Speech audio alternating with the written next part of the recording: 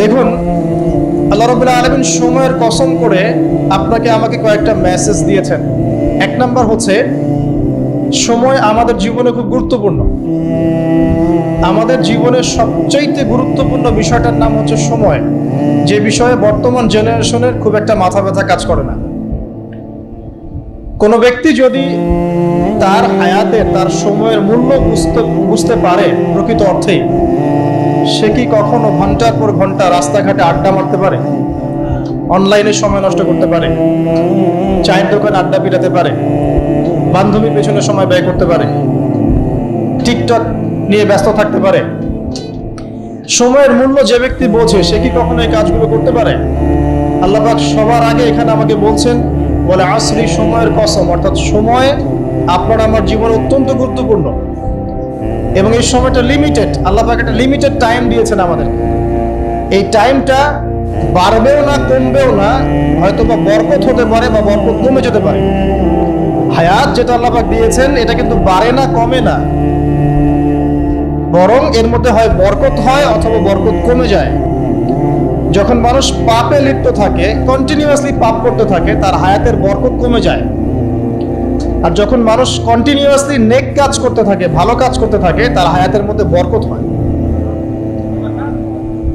এবং বরকতময় সময়গুলো খুঁজে খুঁজে বের করে যদি কেউ আমল করতে পারে, যেমন শেষ রাত তাহাজ্জুদের সময় একটা বরকতময় সময়, ফজরের নামাজের পরের যে সুবহে সাদিকের যে সময়টুকু, ইশরাকের সময়, চাষতের সময়, এগুলো বরকতময় সময়।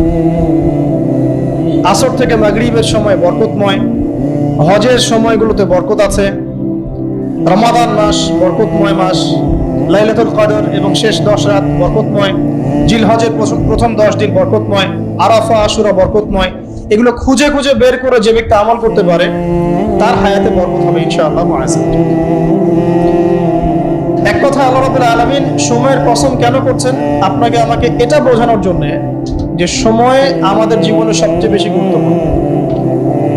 যে সময়গুলো আমাদের জীবন থেকে চলে গেছে, আপনি আমি যদি 1000 রাকাত নামাজ পড়েও আল্লাহর কাছে কান্নাকাটি করি, সেটা কিন্তু আর ফিরে আসবে না। হয়তোবা আল্লাহ পাক আমাদের গুনাহগুলোকে মাফ করে দিয়ে বাকি জিন্দেগি আমাদেরকে আমল করার তৌফিক দিবেন ইনশাআল্লাহ তাআলা, কিন্তু যে সময়টুকু আমরা নষ্ট করেছি এটা কিন্তু আর ফিরে আসবে না।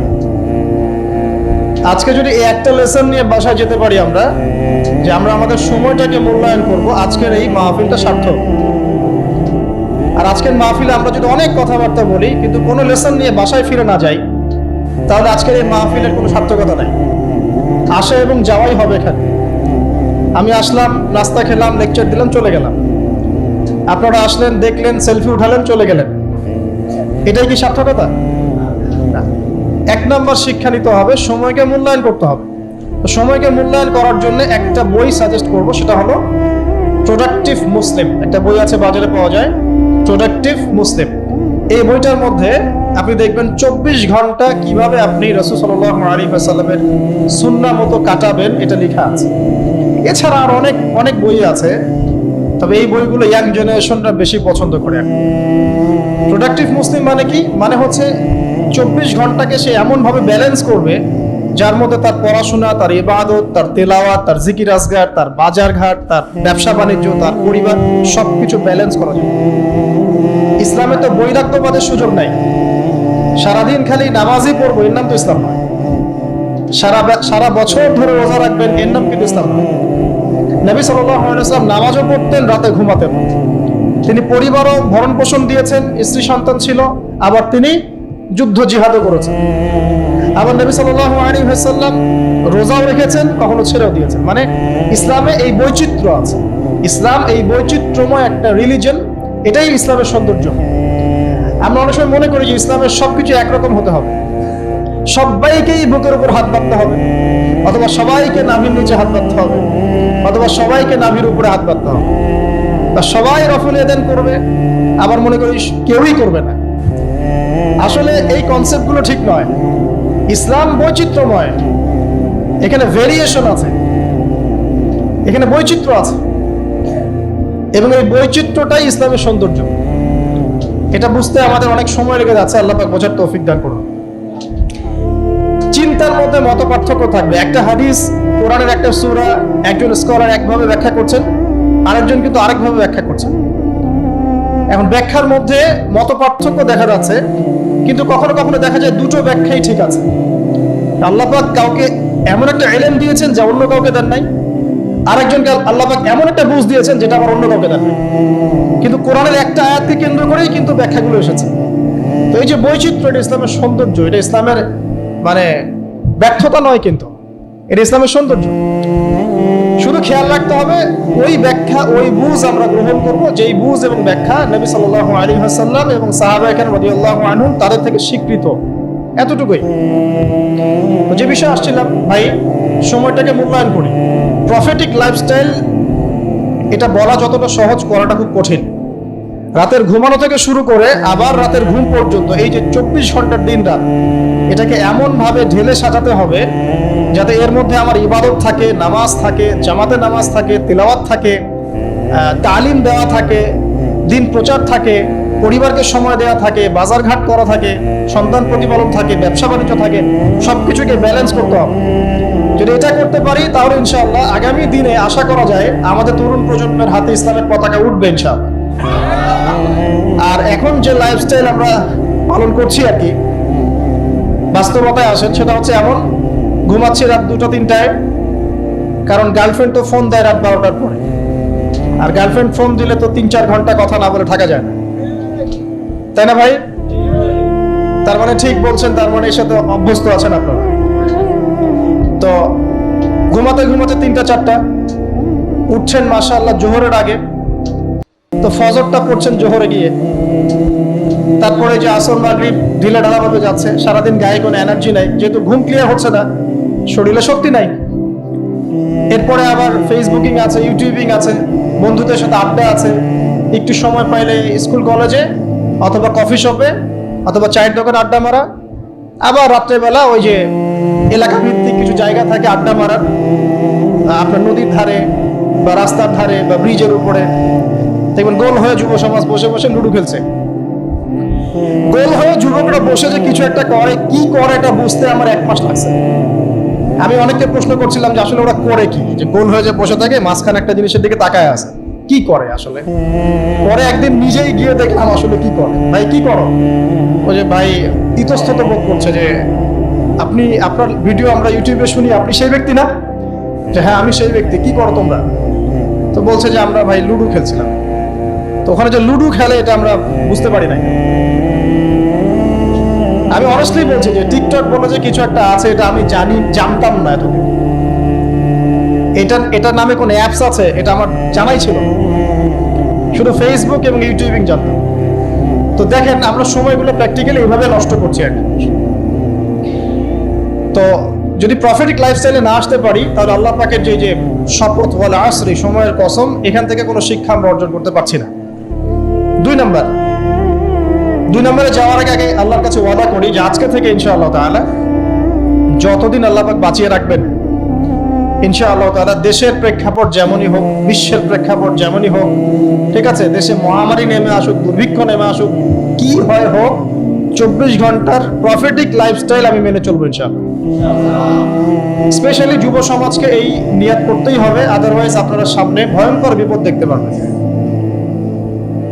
এমন ভয়ঙ্কর সিচুয়েশন আসবে যেটা কল্পনাতেও নাই এই মানব জাতির। কি আসবে সেটা নিয়ে আমি আসলে আপনাদেরকে ভয় দেখাতে যাচ্ছি না। আগামী বিশ্বের ভবিষ্যৎটা ভালো না, আগামী বিশ্বের ভবিষ্যৎটা মোটেই ভালো না। তো সময় এখনই আছে, মানে এই সময়টাই সময় মনে করেন, ভবিষ্যতের চিন্তা বাদ দিয়ে এইটাকেই সময় মনে করেন। আল্লাহ পাক তৌফিক এনায়েত করুন, আমিন। 2 নম্বর মেসেজ হচ্ছে আল্লাহ পাকের, সময়ের কসম করে আল্লাহ পাক বোঝাতে চাচ্ছেন যে ইতিহাস এর দিকে আপনাকে চোখ দিতে হবে। পৃথিবীর সৃষ্টি থেকে নিয়ে কিয়ামত পর্যন্ত একটা বিষয় খুব কমন, সেটা কি? যুগে যুগে যারাই আল্লাহ রাব্বুল আলামিনের তাওহীদ এবং তার নবীর সুন্নতকে অবজ্ঞা করেছে, আল্লাহ পাক কাউকে এই পৃথিবীতে স্থান দেন নাই। এই ইতিহাসটা কোরআন এবং হাদিসের পাতায় পাতায় আছে। সময়ের শপথ করে আল্লাহ পাক আমাদেরকে বলছেন, ইতিহাস ঘেটে দেখো, পিছনের দিকে তাকিয়ে দেখো, যুগে যুগে যারাই আল্লাহ এবং তার রাসূলের অবাধ্য হয়েছে, আল্লাহ পাক কাউকে এই পৃথিবীতে স্থান দেন নাই। এক নম্বর দেখেন, ওই যে নূহ আলাইহিস সালাম স্থান পেয়েছে। নূহ আলাইহিস সালামের যুগে যে মানুষেরা আল্লাহর বিরোধিতা করেছিল, তারা কি টিকতে পেরেছে? পারে নাই। মাত্র 40 বা 80টা পরিবার নাজাত পেয়েছে, বাকি সবাইকে আল্লাহ পাক ডুবিয়ে মেরেছে। পৃথিবীতে এখন আমরা যারা বেঁচে আছি, আমরা কিন্তু ওই 40 বা 80 পরিবারের সন্তান। আমাদের পিতামাতা কিন্তু ওইদিকে, যারা ওই সময়ে মহাপ্লাবন থেকে উদ্ধার পেয়েছে, নাজাত পেয়েছে, আমরা কিন্তু তাদেরই সন্তান। আর বাকি কাউকে আল্লাহ পাক পৃথিবীতে রাখেন নাই। আল্লাহ কিচ্ছু যায় আসে না। একটা হাদিসে আছে, পৃথিবীর দাম আল্লাহর কাছে একটা মাছির পাখার সমানও না। যে ফয়জুল কালাম বইটা আছে, পড়ে দেখবেন। এই বইটা বাসায় রাখতে পারেন, অনেক চমৎকার একটা বই। এখানে অনেক হাদিস আছে, যেটা আপনাদের জন্য খুব ইজি হবে, স্পেশালি যারা জেনারেল লাইনে পড়াশোনা করছেন। মাছির একটা পাখার পরিমাণ দাম যদি আল্লাহর কাছে থাকতো এই পৃথিবীর, তাহলে আল্লাহ পাক এই পৃথিবীতে কোনো কাফের মুশরিককে পানি পান করতে দিতেন না, এক ঢোক পানিও দিতেন না। মানে এই মহাবিশ্বের যত গ্রহ নক্ষত্র আছে, এগুলোর সামনে পৃথিবীর দামটা অনেকটা এমন। একটা উদাহরণ দিচ্ছি, সমুদ্রে গিয়েছেন কখনো? সি বিচে গিয়েছেন? কক্সবাজারে ওদিকে গিয়েছেন কখনো? আচ্ছা, নদী তো গিয়েছেন, এই তিস্তার চরে গিয়েছেন না? মনে করেন তিস্তার চরে বিশাল চর, এই চরের মধ্যে একটা বালুর কি পরিমাণ মূল্য আছে? বালুর একটা কণার কি পরিমাণ দাম থাকতে পারে? এই পুরো মহাবিশ্বে পৃথিবীর অবস্থানটা এতটুকুই, বরং তার চেয়েও কম। পুরো মহাবিশ্বে পৃথিবীর অবস্থান এর চাইতেও কম, যতটুকু একটা বিশাল চরের মধ্যে একটা বালুর মূল্য। পুরো বিশাল সমুদ্র সৈকত, এই সমুদ্র সৈকতে একটা বালুর কোনো দাম আছে? একটা বালুর কণার? ওটা থাকলেই কি না থাকলেই কি? পৃথিবীর অবস্থানটা ঠিক এমন মহাবিশ্বে। ওই পৃথিবীতেই আমরা এখন বসবাস করছি, আর আমরা মনে করছি যে আমরা পৃথিবীতে চিরস্থায়ী হব। এই দুনিয়াটা আমাদের, এখানে যা ইচ্ছা আমরা তাই করব, এখানে পলিটিক্স করলে যা ইচ্ছা তাই করব, এখানকার অর্থনৈতিক দায়িত্ব পাইলে যা ইচ্ছা তাই করব, এখানকার সামাজিক নেতৃত্ব পাইলে যা ইচ্ছা তাই করব, হ্যাঁ, এখানকার ধর্মীয় নেতৃত্ব পাইলে যা ইচ্ছা তাই করবো। আমাদের ভাবটা এখন এমন। অথচ পৃথিবীর মূল্য আল্লাহর কাছে একটা বালুর পরিমাণ না, একটা মাছির পাখার পরিমাণ। তো আলী রাদিয়াল্লাহু আনহু একটা কথা বলতেন যে পৃথিবীতে মানুষ এমন ভাবে বিচরণ করে যে মানুষ মনে করে যে পৃথিবীতে সে ছাড়া আর কিছুই নাই, আর পৃথিবী থেকে মানুষ এমন ভাবে চলে যায় যে মনে হয় পৃথিবীতে সে কখনো ছিলই না। এটা আলী ইবনে আবি তালেব রাদিয়াল্লাহু আনহুর কথা। কত গভীর কথা, চিন্তা করছেন? পৃথিবীতে যখন মানুষ বসবাস করে, তখন মানুষের কাছে মনে হয় যে দুনিয়াটা আমাদেরই, দুনিয়াতে আমরা ছাড়া কিচ্ছু নাই, সবকিছু আমাদের, এই দুনিয়ার মালিক আমরাই।